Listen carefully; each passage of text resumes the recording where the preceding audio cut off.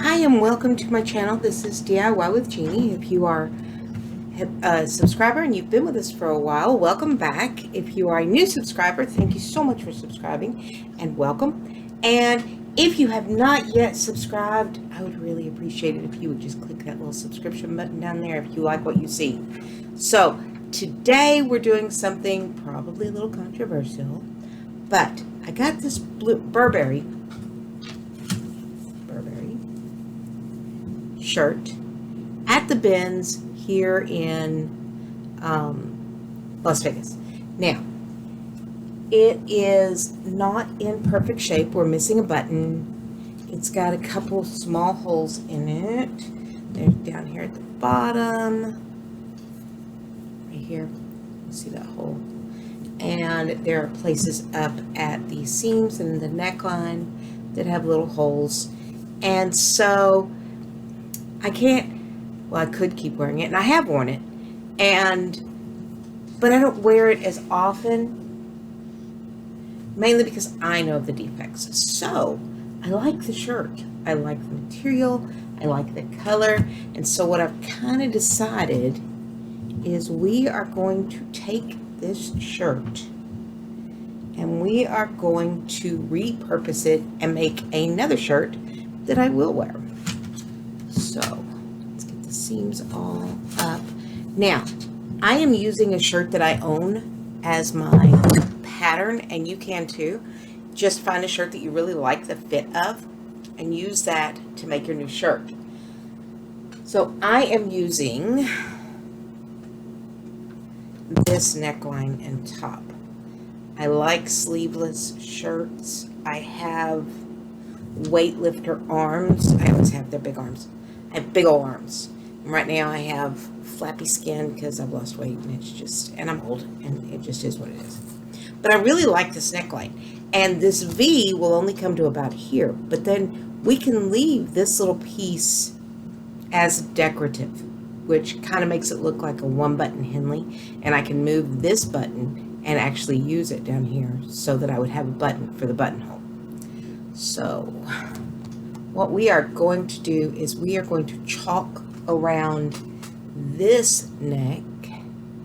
So let me do the back first. Put shoulder to shoulder. And then we will figure out the rest of the fit. But for now, what I want to do is get the neckline done. The back is not as deep a V or as deep a cut. You don't want your back seam running that far down. So let me get the sides, get the top and the bottom. And I am going to go around in chalk. Now, you can use Taylor's chalk if you have Taylor's chalk. And I do have some Taylor's chalk. I have this one, but the color is just a little too close to the mark. And I'm not thrilled with it. But you don't have to. You can use regular chalk. So we're just going to take a regular stick of chalk.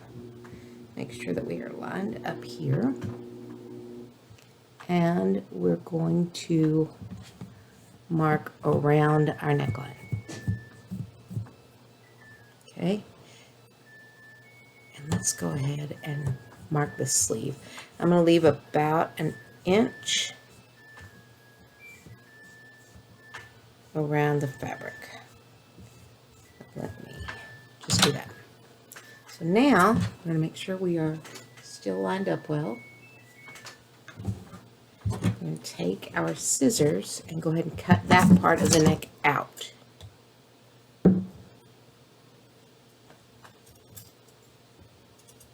Don't worry about cutting the front because we are going to cut it more in a minute.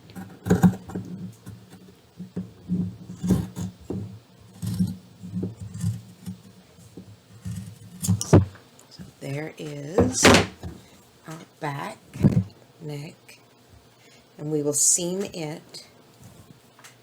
And now let's go back, put the front back together. Put our front seam in.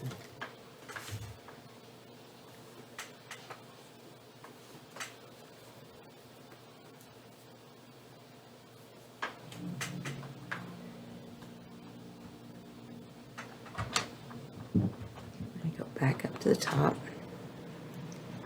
Put our seam in. So,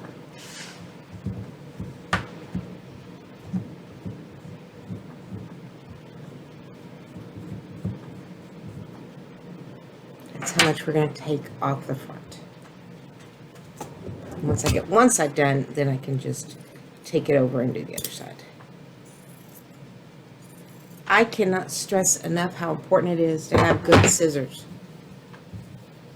I do not have good scissors at school where I'm teaching some of my classes to sew, and so I had to order some. I didn't order them quite this good because they're middle school kids, and these are expensive. If I bought a lot of pair, and at the moment, because of school funding, we do not have.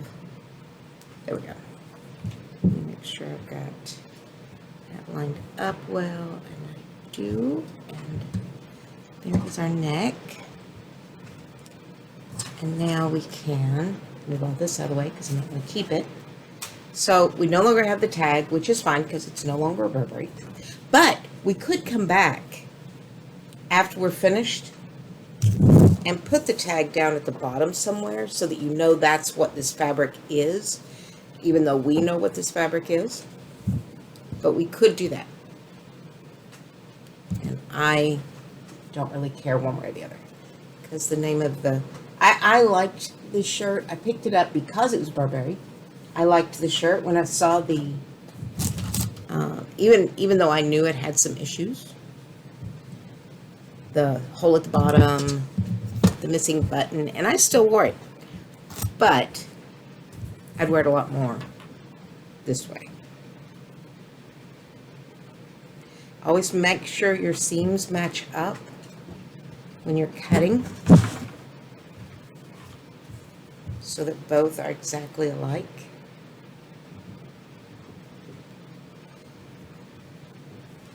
And I am going to cut in about 1/2 inch, 3/4 inch, and then I'm just going to cut the entire sleeve off.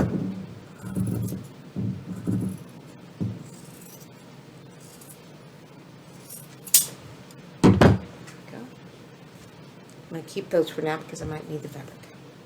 So here is our top so far.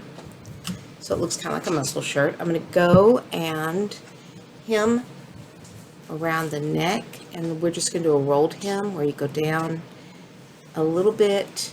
So let me show you. We'll go ahead and clip it so you can see what it is I'm going to do. Rolled hem just means that I'm going to take it in a little.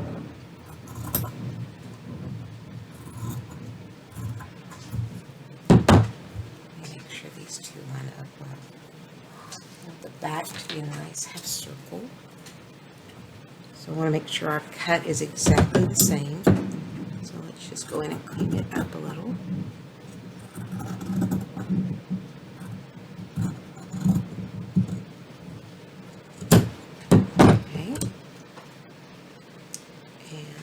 Do the same thing on the front.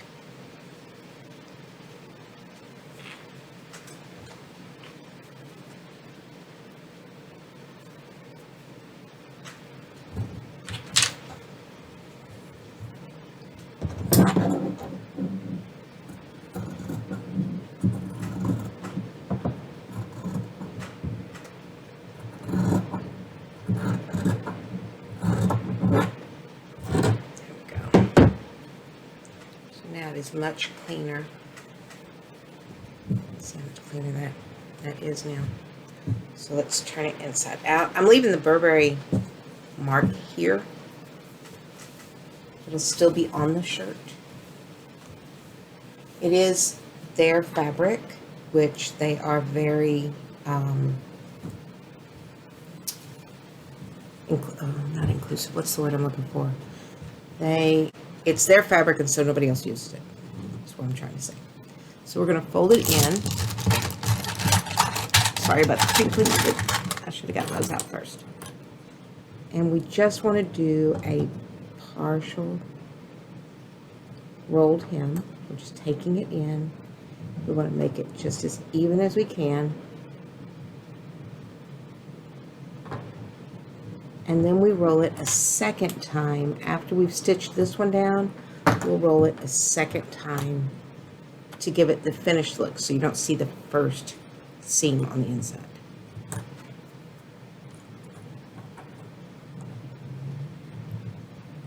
And so I'll go sew the first one and then I will show you the second one. Let's get this done. And I'm not going to make you watch me the whole thing because it is just tedious.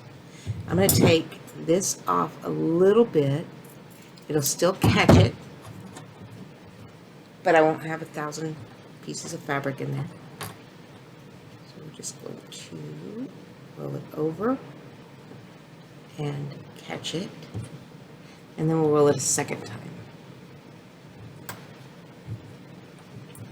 So see how I'm just doing the little tiniest hem,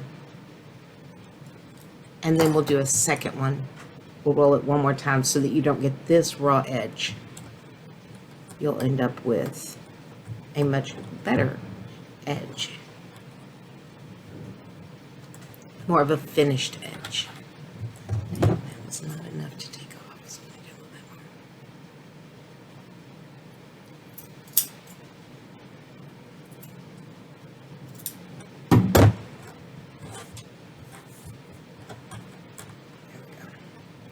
Because it's going to catch it when I go over.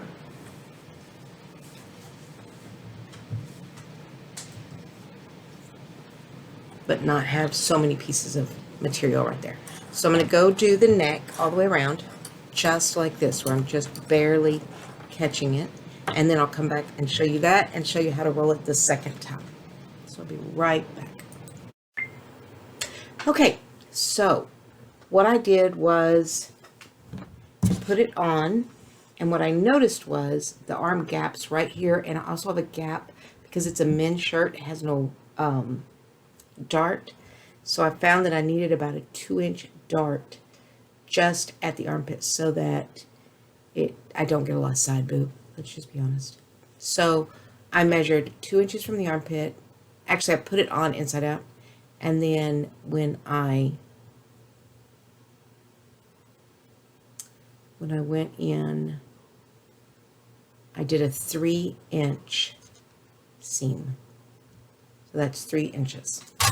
So I marked it with chalk. And what I'm going to do is just go sew that seam so that we have a dart for our breast area so that they don't hang out the armpit. So let me go do that. First, let me clean up my neck because I've threaded everywhere. That's because I started and stopped so many times right there. It's where I stopped to show you this is what I was doing and started back up. And normally I would work really hard to get those lines exactly, because you're only going to see one of the lines on the outside, but on this one, because I start and stopped right there, you can see 2 lines, and I'm not thrilled with it. The inside doesn't matter. I mean, you try to line it up because you just want that one seam, but at the end of it, it really doesn't matter because nobody sees the inside. So if your seams don't match up on the inside, don't worry about it. As long as you only have a single seam on the outside. That's what matters. It's what people see, not what you did. And you can tell this one's all Jabberwocky because I was trying to sew too fast and I wasn't paying attention to what I was doing. So that is the number 1.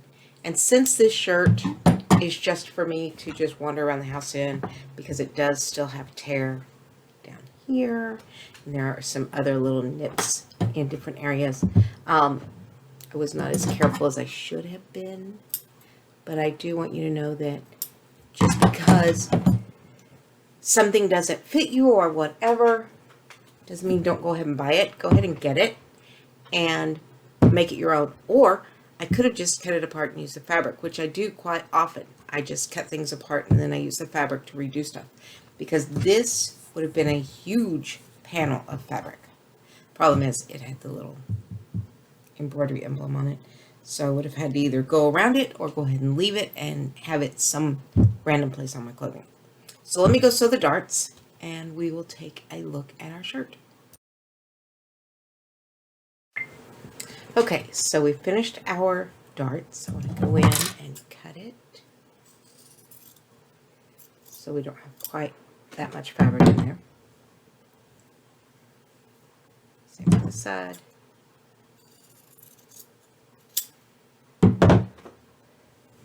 Let's flip it inside or right side out. And now by putting those darts in, see how they are in, and now I will have room for my breasts. Now, keep in mind, I am not large. So if you are, leave more room. But by doing this, I also shortened that armhole. I brought it up so that it is not going to give me such a gap at the base of my breast. So there's that. I still have a buttonhole. If I want to put the button here and just have it decorative, I can still do that. We have our shirt finished. I will get more wear out of this than I got out of prior to this. So there it is. Just because something's not your size, just because there's something wrong with it, doesn't mean you can't pick it up. Pick it up. Go ahead and use it and try to make something that you will wear or that someone in your family will wear. So now I have a shirt that I am more likely to wear around than I was before. Let me fold that where it looks better, not just the hem of it. So there we go. So there is our new and improved Burberry shirt. Whoever thought you would say that. Do not go in and find something that's perfect and butcher it unless you just really love the fabric and you can see it somewhere else. Practice. I use these to practice on. I make a lot of mistakes on them, but then when I'm doing something that is very important, I make fewer mistakes and I take more time. I didn't take a lot of time. I should have taken more time, but to make my seams straighter and stuff. If it were something that I were selling, if it were something that I was using for a formal piece or for a showpiece, then yes, I would take a lot more time. I would pull seams out that were crooked and do them again. But this is simply a wear around the house shirt because it does have holes in it and I like it. I like the fabric. I'll wear it. And that's really, at the end of the day, what matters is, one, I get to sew and practice. And I may have been sewing, and I have been sewing for more than 50 years. But it doesn't mean everything comes out perfect. It means that most of my stuff is trial and error. So keep that in mind when you're sewing. Don't be hard on yourself. Own it, use it, learn from it. So that is my new shirt, and I hope you enjoyed it. If you did, give me a thumbs up. Leave me a comment. I bought this at the bins, so this cost of goods was maybe 75 cents.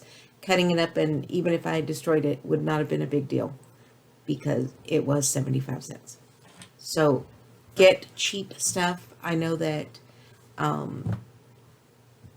Goodwill has dollar days. Certain tag colors are $1. Buy the sheets, buy blankets, buy bedspreads, buy things that have yardage, buy clothing in extra large sizes, buy stuff that's not perfect, and just sew, and just enjoy, and just make. So, hope you enjoyed it. If you did, thumbs up, and I hope to see you again next time.